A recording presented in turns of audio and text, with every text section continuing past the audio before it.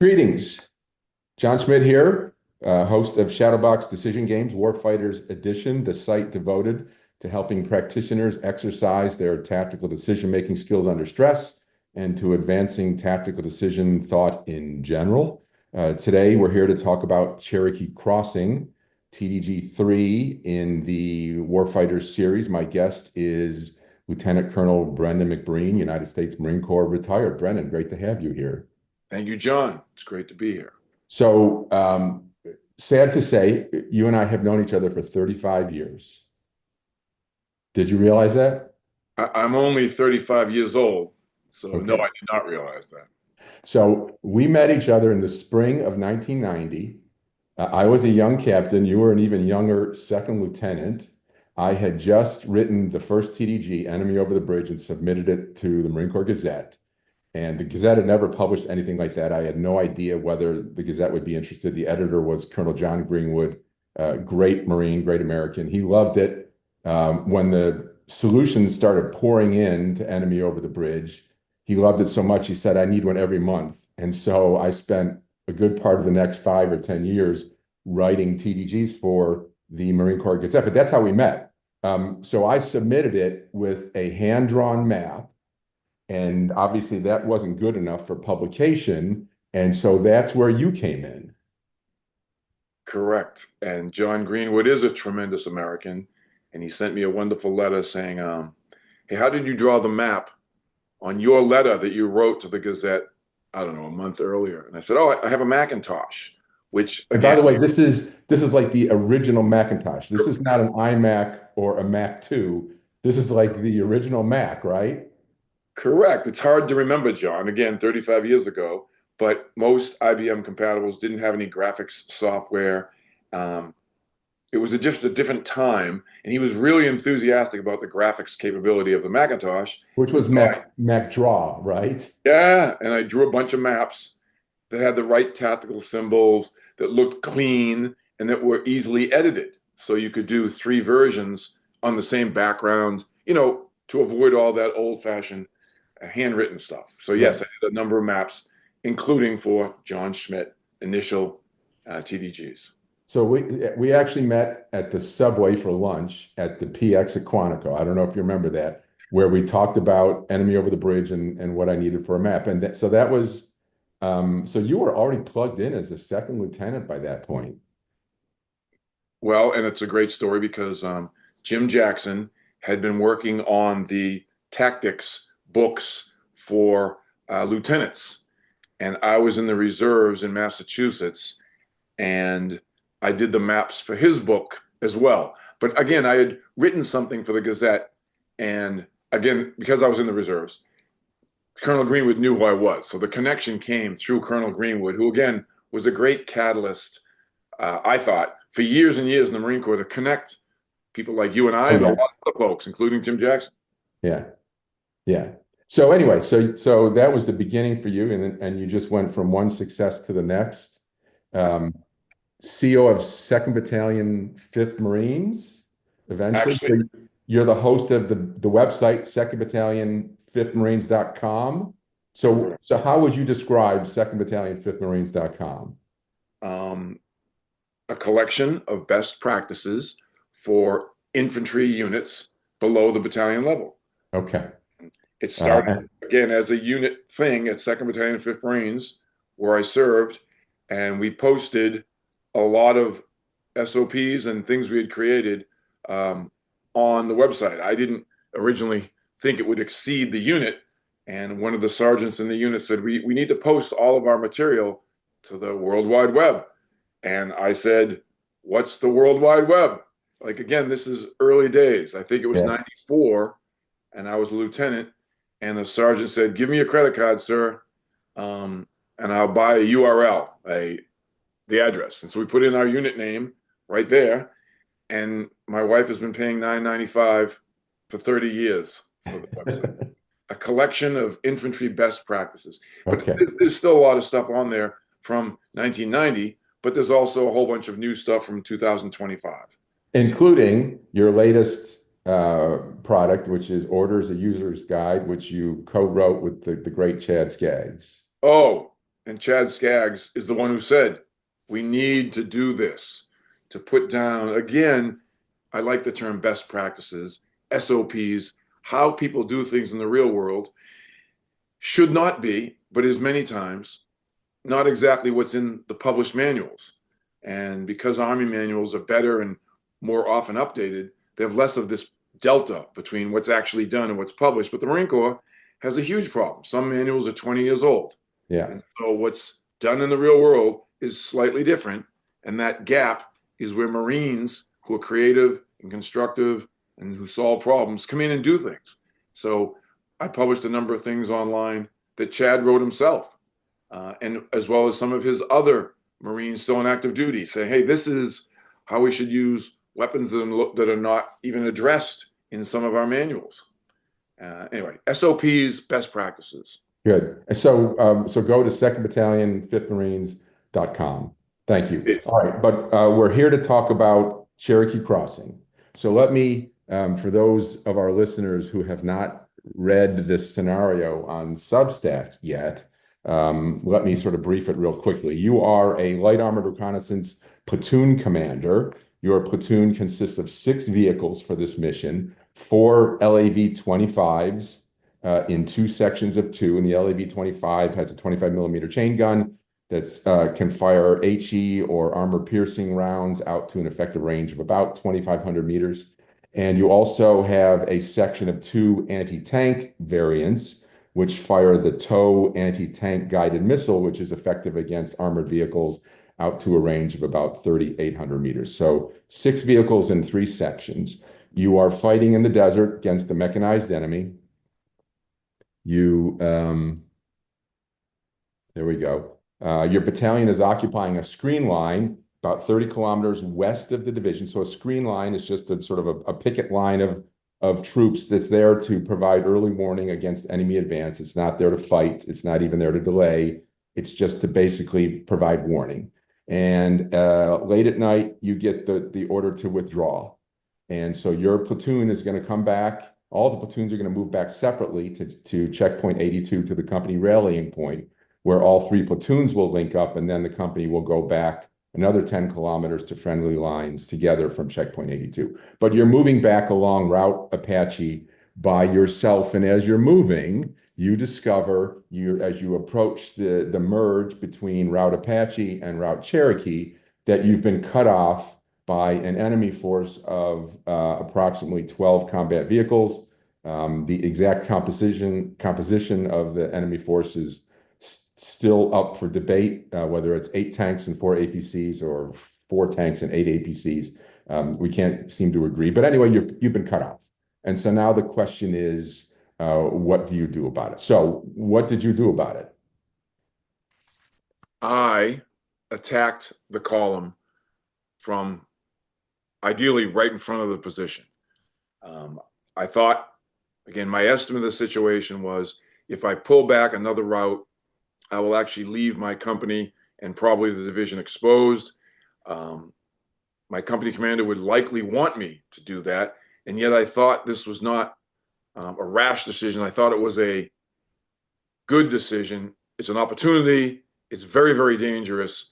But I told the platoon that we would attack the tanks. We have a keyhole position that, if we're lucky, if we're fortunate, is very good. We have the weapons that can certainly engage the tanks at less than a kilometer. And so from the draw, which from the diagram, we have no idea if it's shallow, if it's deep, if it's protective or not. But I was willing to take the risk of using this position here, some meters in front of us, to establish an ambush on the vehicles right in front of us. So basically hit him in the flank right at the merge point, basically. So Correct. Right in here. Yep. And so your intent then is you're going to destroy this enemy formation, and then what? And then withdraw down to the south. There are crossings down to the south, and avoid Route Cherokee. We didn't talk much because obviously I requested air, but I'm not sure that's even available. We're, like you mentioned, 20 kilometers west of the division. I did hesitate, in my mind at least, about risking um, the idea of pulling additional people to rescue me and Hmm. screwing things up. But I did think the opportunity was there. And then what I'm hoping for is a deep and narrow, defilated gully, that down Right. thing. And I think I wrote my order again, and somewhat fictionally. I remember the gully as we came up it yesterday or the day before. And if I did remember it and I had come up the same route, I would be more able to imagine. If that was a very shallow, flat area, I would probably be a great target for the tanks. If Yeah. it's a very deep V, then I would probably be sort of like a draw, a very deep draw on the side of a hill. I would probably be well protected from. Right. And so we describe the scenario describes this escarpment as being sort of a straight up cliff about 25 feet high. So yeah, conceivably it could provide you the cover you want. So you're thinking that you're going to then escape sort of this way. Yes, All right. Although the map doesn't show you any access to the wadi, but your assumption is somewhere further south, you're going to be able to find your way to the wadi and get back that way. correct. Yeah. See, my thinking, and so you certainly were in the majority. I mean, most of the people that responded said, "I'm going to ambush," and I'm all for hurting the enemy any chance you get, and I'm also all for being able to gather information about the enemy at any chance you get. All the things being equal, but as you said, my concern was we were told don't become decisively engaged. The mission is over at this point because we've been told to withdraw, not just to the wadi, which I would think would be a natural defensive position, but even further. So I don't know what the division commanders got in mind. So my thinking is my main objective actually is to make it back to friendly lines. And I don't want to get decisively engaged such that my company commander now feels like he has to come out and risk the company to save my butt because I mean, that's defiance of the orders that I was given. And that's just making things worse. And so Correct. my thinking was, I'm going to let these guys go by and let the company, I'm going to report them, obviously, tell the company they're on their way, let them pass. And as the enemy formation, gets down in here and gets engaged by the company, and before the advance guard arrives, because in my thinking, this thing is not all there is, right? I mean, this a formation of 12 vehicles doesn't penetrate this deeply by itself. This is a classic combat reconnaissance patrol, which means I'm thinking there's going to be an advance guard of tanks, about a battalion of tanks arriving within the next 10 minutes, maybe 3, 4 kilometers behind, which means 10, 12 minutes at most. And so my goal is to try to shoot this gap and get up here and try to find another crossing site, whether that's Navajo crossing, which we haven't heard anything about Navajo. We know Iroquois is under attack, right? So we know Iroquois is probably a no-go. But as you said, there might be some crossings between here and Iroquois if we can get to the Wadi. Um, Navajo is a possibility. I'm not assuming it's open, but I'm thinking there are going to be other possible crossing sites that I could use. And I guess we don't know what's north and south here because we don't have the map sheets. Presumably in the real world, we would, and I would know if I could get to the Wadi. But just based on what I saw from this map, the only way to get to the Wadi is via Cherokee. And I don't think I can go this way because that means driving right through the enemy formation, which even if they've been mostly destroyed, that's still problematic. To me, I thought the best bet was sort of hugging the escarpment this way and trying to find crossing sites further north. So that was my thinking. And if I can hit these guys in the rear as I go and coordinate it with the company, so as the company's hitting them from the front, I do a drive-by shooting and hit them from the rear. I may do it, but I'm not gonna risk anything that risks getting me decisively engaged so that I can't break contact with these guys. And if I don't think there's a gap here, if I don't think I got enough space between these two formations, I'm not going to try it. I'm going to go to plan B or plan C or whatever's left and just try to figure something else out. But my first plan is if I think I can shoot that gap, I'm going to shoot that gap, try to find a crossing, get back to friendly lines, and live to fight another day. Yeah, completely viable. I did believe, John, that the fact that there was another probe to the south Uh-huh. actually increased my estimate of the value of attacking these guys. Why If is it was just that? a random group up here, I thought I might be less likely to engage. Where Really? it's not probably, I don't think it's random. And this gets back to the importance of the estimate. I think now we have multiple probes, and gee, if we just run from them, we're running from multiple attempts by the enemy to go. There's also a hope in my mind that if indeed the multiple probes are trying to determine the best route by engaging at all on Cherokee, I am telling the enemy this is not the route to come. So I'm eliminating this option for the larger enemy, which is to follow. And therefore, our unit, and again, I can't tell exactly what's going to happen, but the fact that this is not random increased my willingness to engage. Okay. Yeah, I didn't see it as random either. I saw the enemy as advancing on at least two axes, and just going with whichever one works. So you're thinking, I hit these guys pretty hard here, and that convinces them to go further south. There was a great comment the other night by CJ on the other TDG where he said, "Oh, that's because you, as an older Marine, used to study Russian operations and this whole Right. CRP followed by main body and all this sort of traditional, what do you call it, Warsaw Pact tactics That order battle. colors your thinking." And I said, yeah, no, I actually agree with that analysis. It does, but how can knowing about how the enemy fights be a bad thing? Yeah. It was good that when the institution used to worry about the Soviets, it was good that at least we had manuals that said, hey, think about the enemy doing this and this and this. Here's where the artillery might be. In some ways, it was wooden. In some ways, it was, this is not how it's going to happen for real. But it was good to shape your thinking on what other armies might do. It wasn't what do you call it, a guideline or a guarantee, but it did put you in the mind of the enemy commander, studying how the Soviets operated, at least in training or in doctrine. I thought was a good practice. So it did color my thinking. If would your solution have changed if you did not see another way to get to the Wadi other than via route this sort of the cut from Route Cherokee? I don't know. I do know, and this is my opinion, that because I'm in a wheeled vehicle with a lot of mobility and I'm in the desert and I think I can move fairly rapidly and fairly flexibly, and because you commanded the LAV unit, Right. um, if I was foot mobile, uh, there's all kinds of other things that would come in. But I think on LAVs, because I can escape so fast, potentially, I thought it was not impossible to go south and find a crossing again somewhere Okay. else. I think that's reasonable. The scenario did not specify the composition of this enemy advance element, right? In the salute report that I sent in my solution, I said 8 tanks and 4 IFVs, infantry fighting vehicles. I did that only to sort of model an accurate salute report, and I figured you study this formation, you're probably going to be able to tell the difference between a tank and an IFV.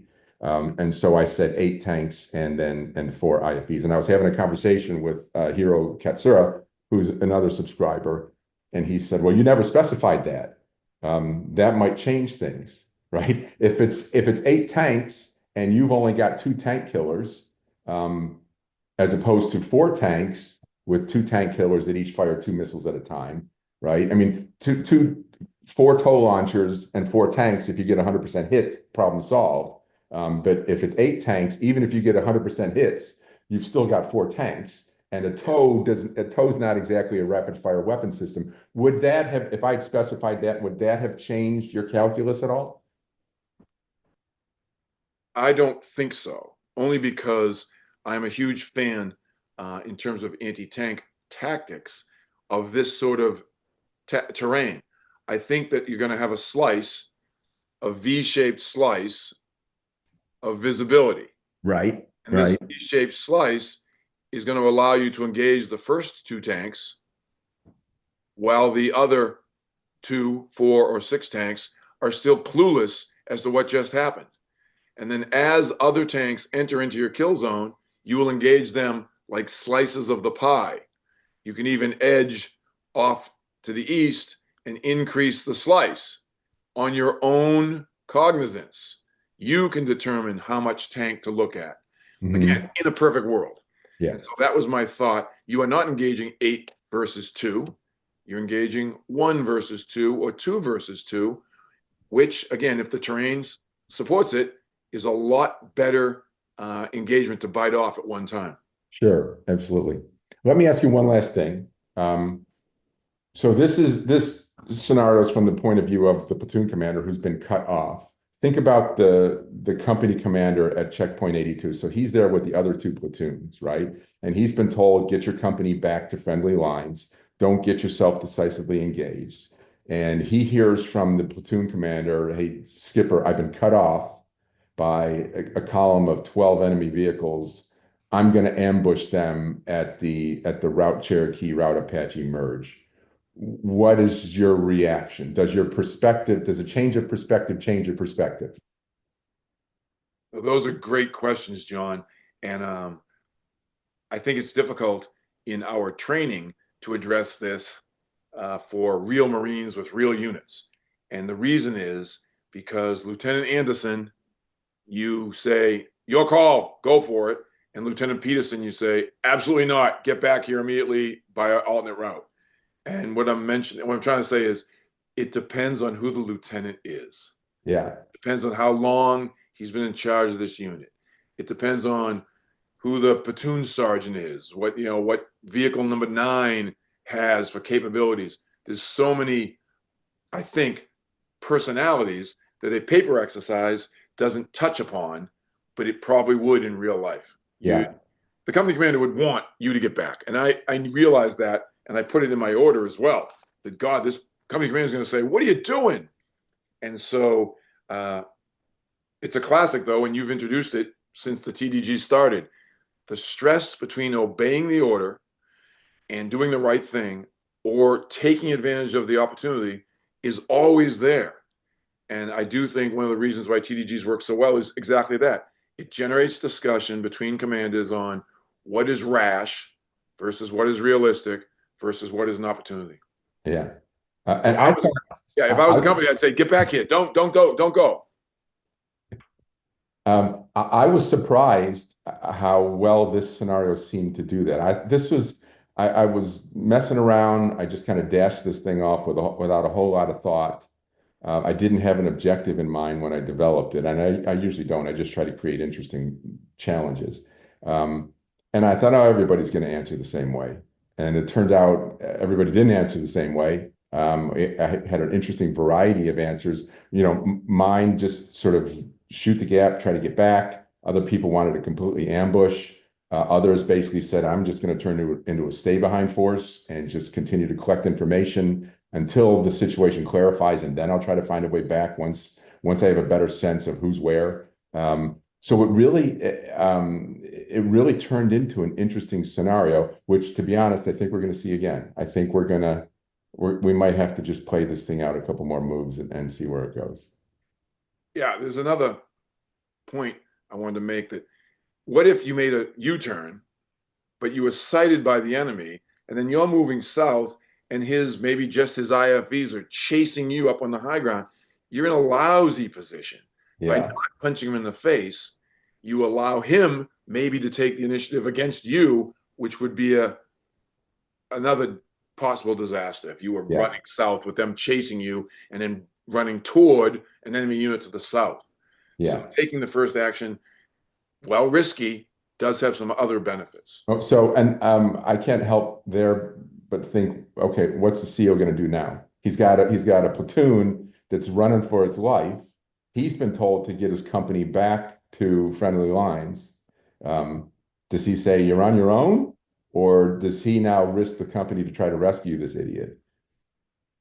Again, yes, I don't know. Yeah, And again, a lot of it depends on your relationship with the CO. Hey, I'm going to leave you here because I trust your wisdom, maturity, and abilities. Or, God, you've done this to me 3 times now, and I can't believe, what a pain in the neck you are. Because there are rash individuals who work under you, and you we've have had to him. deal with that sort of stuff. Yes. We've had those guys. Yeah. Yeah, I had a couple of those guys in LAV, in fact. Yeah. All right. Hey, this has been a great discussion. Brendan, I really appreciate it. I hope everybody listening did as well. So keep your eyes open for new scenarios that'll be coming out every so often. Listen up for the possibility to join some live TDGs, which we do every couple of weeks or so. And if you enjoyed this conversation, make sure to like or subscribe at warfighters.substack.com or at YouTube. If you're interested in submitting TDGs of your own, to warfighters, please send those to info@shadowboxtraining.com. And if you're interested in learning more about Shadowbox and what we do at Shadowbox, go to shadowboxtraining.com. Brendan, thank you very much. I really enjoyed it. Thanks, John. Take care, everybody.